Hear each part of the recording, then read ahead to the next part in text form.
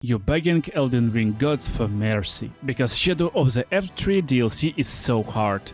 Guys, no more, I got a solution for you. So, today we make an insanely cool build that will blow your mind how easy to play and how devastating it is. So, this build will be with one of my favorite spears and you can throw it to destroy your enemies really easily. And also we will have really big shield and insanely high defense, so we can destroy every enemy and every boss you possibly will meet in this game.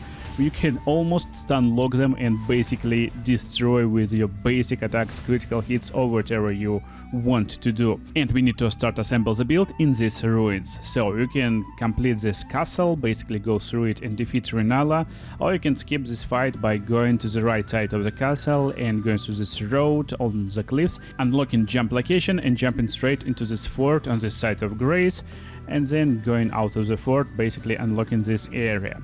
So, right now we're in these ruins, and after you descend from the stairs, you will go into the first room, and right in front of you on the other side of the room there will be a spear you're seeing right now.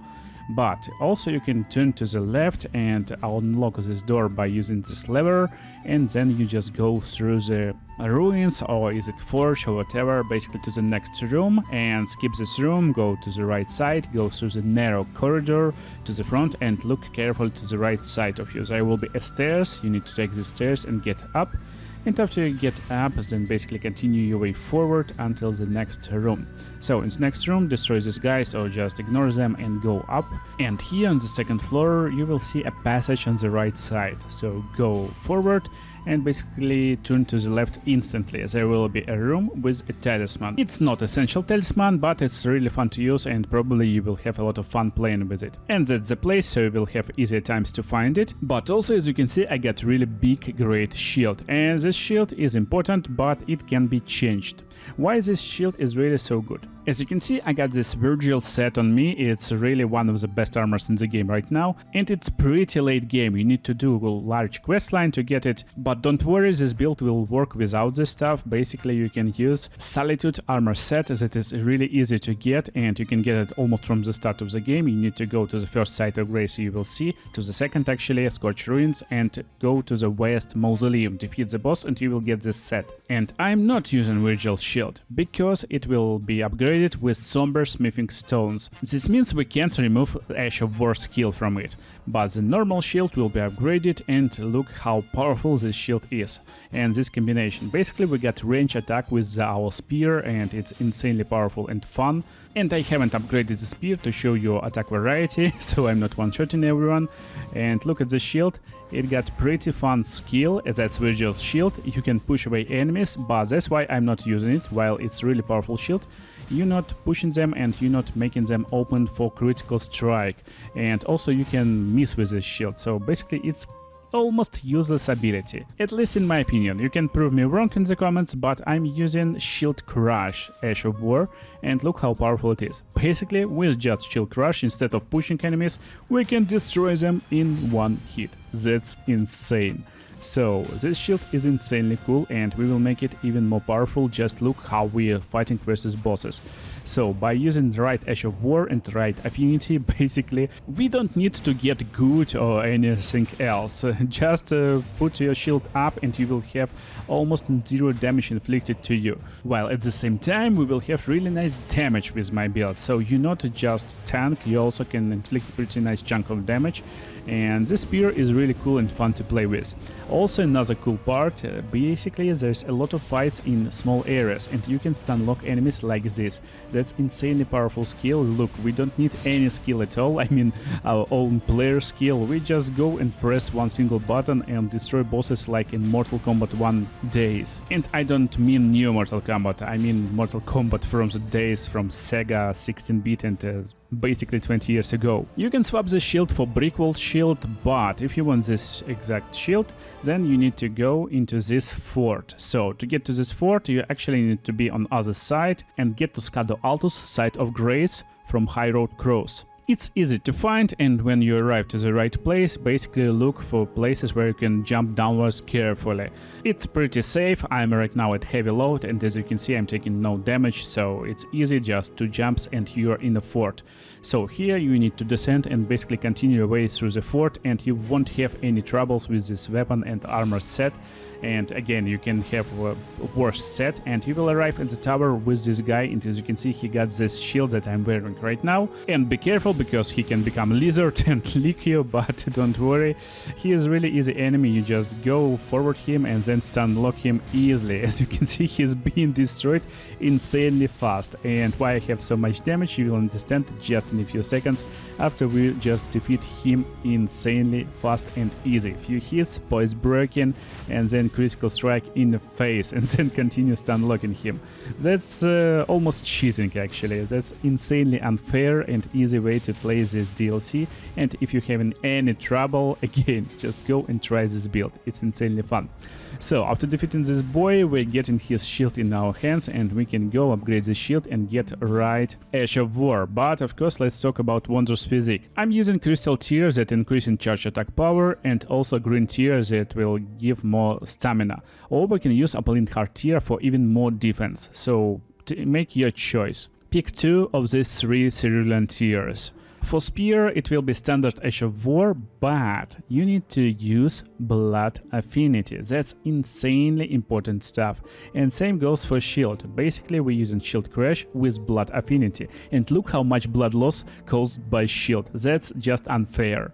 Also, we get in Commander's Standard because we get high strength, and 15 phase with Finger Seal. And this build focuses on defense first, so pick talismans that give you more protection, like Dragon Crest talismans that will give physical protection, and also one of the talismans that give you protection from some elements. If boss use fire, then use fire, and so on. The next slot I like to occupy with Turtle Talisman for more stamina recovery. Also, you can pick a Great Shield Talisman, but I don't found a use for it. So instead, for last slot, I picked Lord of Blood Exaltation. Basically, this single talisman will fix our damage instantly, because every time blood loss will happen, we will have increased damage. And Smithing Talisman can be used too if you like thrown attacks. Godfrey Icon is also an option, because I guess it will work on our shield.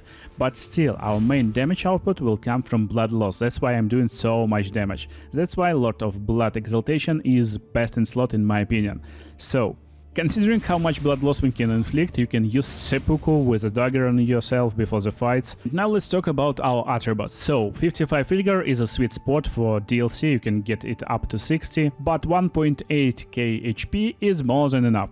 Then endurance is important, 55 is nice sweet spot, but you can have even lower, because as you can see I got a little bit extra weight that I don't need. Strength is main damaging attribute, so we got 59 in it. It will raise damage for your main hand and also for your shield, but also damage will be raised with Arcane. That's why we need 45 Arcane, especially for blood loss builds. As you can see, I got 14 Dexterity to being able to wear Commander Standard, and 15 Phase for Flame grant me Strength. This character right now is level 185, but just cut all attributes by 5 and use Greater Rune and you will be fine, and you can start playing it from level 150 easily. Buff routine is really easy, you use your aura buff, Commander Standard, then you use body buff, Flame grant me Strength, drinking Wondrous Physique, and also you can stink yourself with seppuku. Now just take a look how broken this build is. Basically you will be never hit by enemy and won't take any damage. Just put up your shield and stay, and with the right cerulean crystal tiers, with the right talismans, I mean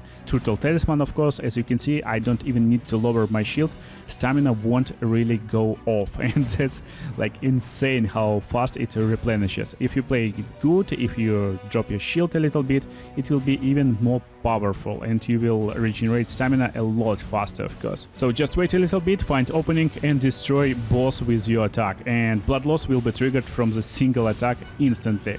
And basically we just two-shotting early bosses like insanely fast. But again, it can be done with the same strength in DLC, but you need a little bit more. So let's put this build to test versus Renala of course. And Renala is our favorite boss. As you can see, I'm not even feeling here. I'm waiting for opening, and it looks like we're doing same damage to each other. That's just insane. Don't know what to do, just put your shield up and we will be fine. Yeah, almost no damage. Oh, I forgot to put my shield up. Okay. I guess it's opening. Oh no, she's fast. Come on, lady, chill. Oh, again, we're so tanky, almost no damage taken every time. Let's find out, can we hit you with a shield? Oh, yeah, we need to be more careful. But again, it's like so easy and so fun. And also there's another strategy, as you can see, versus fast bosses. Sometimes it's a little bit hard with the shield, but I will try to defeat her. I will try. Oh, come on, I can be faster. You're probably like thinking right now that build is not working, but no, it's just me. And oh yeah, blood loss. And one more time. Again, blood loss is just so broken. So much damage. Oh, I'm hitting the ball again. Come on.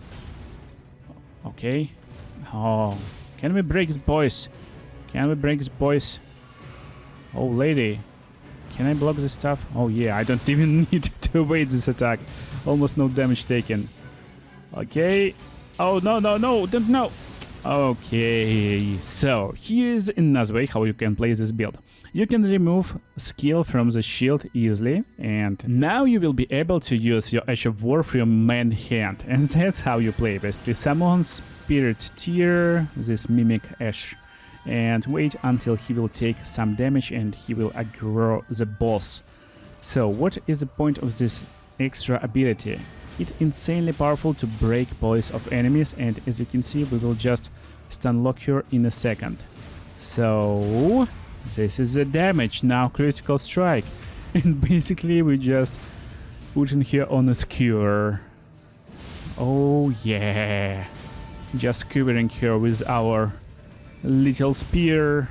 And again, voice breaking. As you can see, it's just insanely powerful stun lock. So if boss fast, just go without Ash of War on your shield. If boss is not fast, just go with your shield. Don't forget to use Stone Barb Cricketeer to break boys even more faster and more often.